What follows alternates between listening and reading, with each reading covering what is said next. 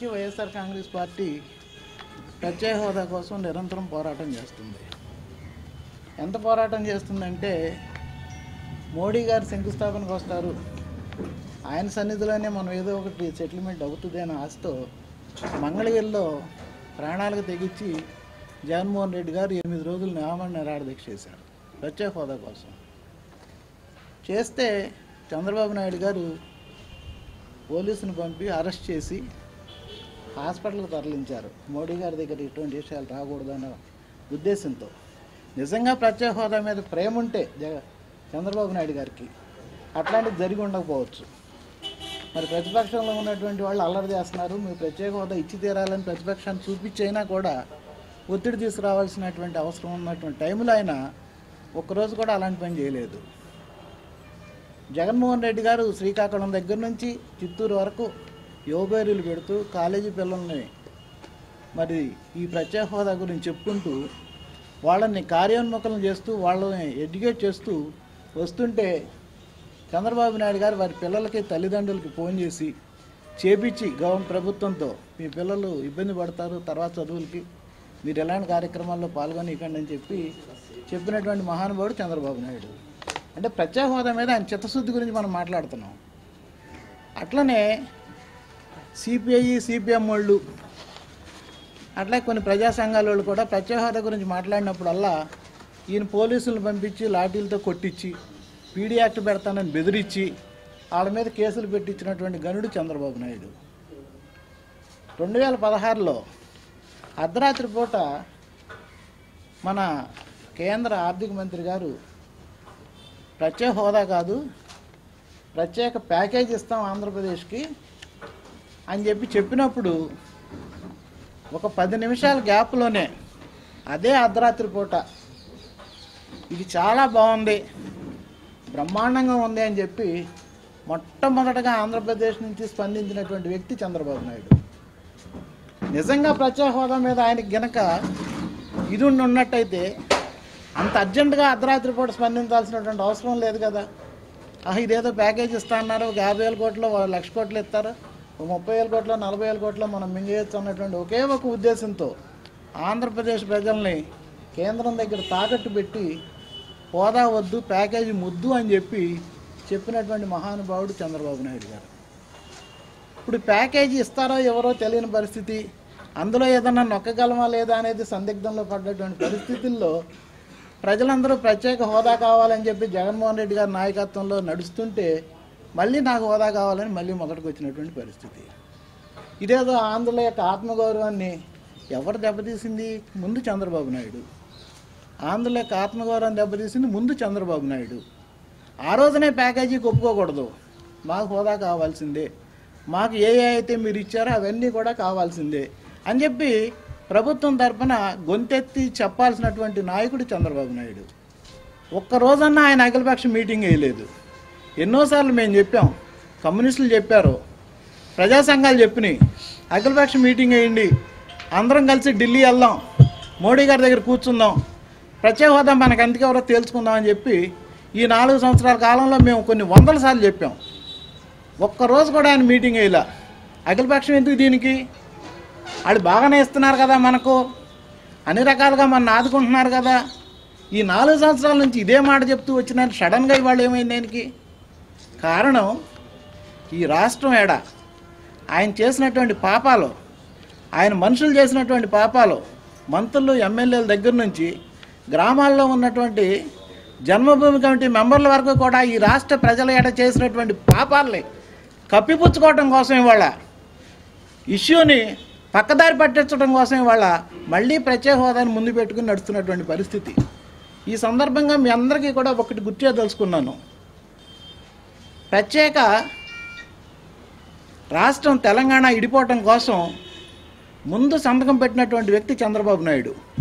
ఒకే ఒక వాక్యంతో తెలంగాణ ఇడిపోవటానికి సమైక్య ఆంధ్రప్రదేశ్ నుంచి మాకు ఎటువంటి అభ్యంతరం లేదు అని చెప్పి కింద చంద్రబాబు నాయుడు అధ్యక్షుడు తెలుగుదేశం పార్టీ ఆంధ్రప్రదేశ్. నువ్వు 10 ఏళ్ళు ముఖ్యమంత్రి చేసావు, 10 ఏళ్ళు ప్రధాన ప్రతిపక్ష నాయకుడిగా ఉన్నావు, నీకు 35 సంవత్సరాల రాజకీయ అనుభవం ఉంది. మరి ఆంధ్రప్రదేశ్ నుంచి తెలంగాణని ఎడగొట్టేస్తే హైదరాబాద్ తెలంగాణలోకి పోతే, హైదరాబాద్ చుట్టూతో ఉన్నటువంటి 13 యూనివర్సిటీలు తెలంగాణలోకి పోతే, హైదరాబాద్ చుట్టూతో ఉన్న గ్రోత్ అంతా కూడా తెలంగాణలోకి పోతే ఆంధ్రప్రదేశ్కి ఏమేమి ఇవ్వాలని చెప్పి ఎప్పుడన్నా అడిగావా? ఒక్క సందర్భంలో అడిగావా? ఆంధ్రప్రదేశ్కి ఈ కావాలి, అది పోయినందువల్ల ఆ నష్టాన్ని ఎలా భర్తీ చేయాలని చెప్పి ఎప్పుడన్నా ఒక స్టేట్మెంట్ ఇచ్చావా? ఎప్పుడన్నా పని మోడీ గారి దగ్గర ఎలక్షన్ మీటింగుల్లో చెప్పావా? ఎప్పుడన్నా ఎవరినన్నా నువ్వు కలిసి అడిగినట్టు కానీ పేపర్లో వచ్చినట్టు కానీ ఏదన్నా ఒక సందర్భం ఉందా? మరి నీ 35 ఏళ్ల రాజకీయ అనుభవం ఏమైపోయింది? ఏమైపోయావు ఆ రోజున? ఊరికే ఒక మాటతోటి ఎడగొట్టడానికి నాకు అభ్యంతరం లేదని చెప్పి తెలంగాణ ఇడిపోవడానికి నేనే ప్రధాన కారణం అని కూడా చెప్పినటువంటి మహానుభావుడు చంద్రబాబు నాయుడు. 13వ ఆర్థిక సంఘంలో దీంట్లోనే అయినప్పుడు అది ఆల్రెడీ అది ప్రెసిడెంట్ గారి టేబుల్ మీద ఉన్నప్పుడు మీరు మోడీ గారి మీద ఒత్తిడి తీసుకొచ్చి మొదటి రోజు నుంచి మనకు ప్రత్యేక హోదా కావాలి అని చెప్పి ఎందుకు అడగలేదు? మీరు ఇచ్చినటువంటి రాష్ట్రాలు 11, ఈశాన్య రాష్ట్రాలు 7, జమ్మూ కాశ్మీరు, మేఘాలయ, నాగాలాండ్ ఇట్లాంటివన్నీ 11 రాష్ట్రాలు ఉన్నాయి. ఇవాళ ఉత్తరాఖండ్.